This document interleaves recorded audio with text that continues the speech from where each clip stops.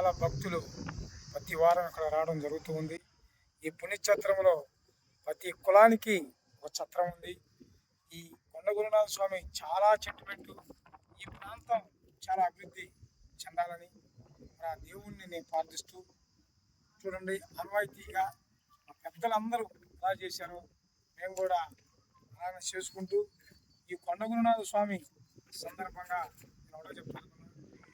పిల్లలు అందరూ కూడా ఈ పక్క ఉన్న ప్రజలు అందరూ ఆరోగ్యంగా ఉండాలని, కడప, కర్నూలు, ఒంగోలు, గుంటూరు, ప్రకాశం, పల్నాడు జిల్లా అడిబొడ్లో ఉన్న కొండగురునాథ స్వామి ఇప్పుడు అందరినీ ఆరోగ్యంగా ఉంచాలని దేవుణ్ణి ప్రార్థిస్తూ, చాలామంది భక్తులు ప్రతి వారం, ప్రతి సోమవారం, బేస్తవారం ప్రశాంతంగా వచ్చి ఇక్కడ భోజనాలు చేపిస్తూ ఎప్పుడు ఈ స్వామి కలకల్లాడుతూ బాగా ఉండాలని ఆ దేవుడు వేలుపులు అందరినీ కాపాడాలని, ఇక్కడున్న ఈ తాలూకా ఆంజనేయులు గారు, ఎమ్మెల్యే గారు ఆంజనేయులు గారు, ఈ పల్నాడు జిల్లా ఎంపీ కృష్ణదేవరాయలు గారు, మాజీ ఎమ్మెల్యే మక్కెల మల్లికార్జునరావు గారు, ఇలా ఇతర పార్టీలు అందరూ కూడా బాగుండాలని కోరుకుంటూ నేను ఈ కొండగురునాథ స్వామి తరఫున మరొక ధన్యవాదాలు చేస్తున్నాను. చూడండి, ప్రతి కులానికి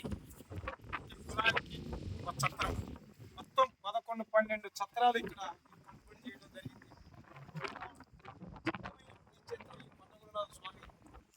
అవునండి ఎర్రయ్య గారు, ఇప్పుడు దాదాపు ఇక్కడ ఎన్ని సత్రాలు ఉంటాయండి? దాదాపు 12 నుంచి 13 సత్రాలు ప్రతి కులానికి.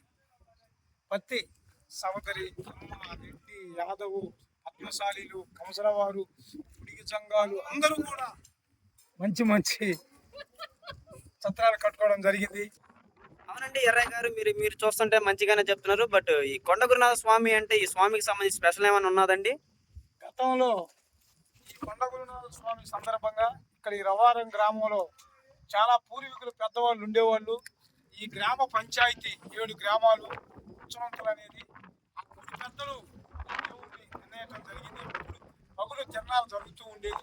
కానీ ఇప్పుడు క్రమాను ఇక్కడ మంచి వాతావరణం, మంచి అనుకున్నది ఆ దేవుడు సంకల్పం చేస్తున్నాడు కాబట్టి. అవును సార్ ఎర్రయ్య గారు, మీరు తిరునాళ్ళు అంటున్నారు కదా, ఈ తిరునాళ్ళకు సంబంధించి ప్రభలు ఏరే ఊరు ఎక్కడి నుంచి కడతారు, ఏ ఊర్లో కడతారు అండి? ఇక్కడ ఈ తిరునాళ్ళ సందర్భంగా ప్రతి మాఘశుద్ధ పౌర్ణమి రోజు సంవత్సరానికి ఒకసారి ఈ తిరునాళ్ళ జరుగుతుంది.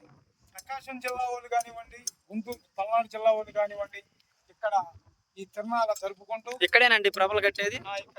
ఈ ప్రభలు చాలా సంపూర్ణంగా, చాలా పద్ధతిగా, చాలా క్రమశిక్షణగా ఇక్కడ జరుగుతూ ఉంటాయి. కానీ కొండ మాకు దైవం లాంటిది. పిల్లలకు కూడా కొండగురునాథ స్వామి పేర్లు ఉంటాయి.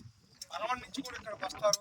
ఇక్కడ చాలా ఊళ్ళు ప్రకాశం పల్నాడు జిల్లా బోర్డర్లో ఉంది కాబట్టి అందరూ అనుకూలంగా, చాలా సున్నితంగా ఈ దేవుడు మాకందరికీ మేలు చేస్తాడని ప్రతి ఒక్కళ్ళు ఇక్కడ కవల కట్టుకుంటూ చాలా సంతోషంగా ఉంటారని ప్రార్థిస్తూ, ఈ దేవుడు ఇంకా అభివృద్ధి కావాలని, కొండ మీదకి ఇంకా మెట్లు కట్టాలని.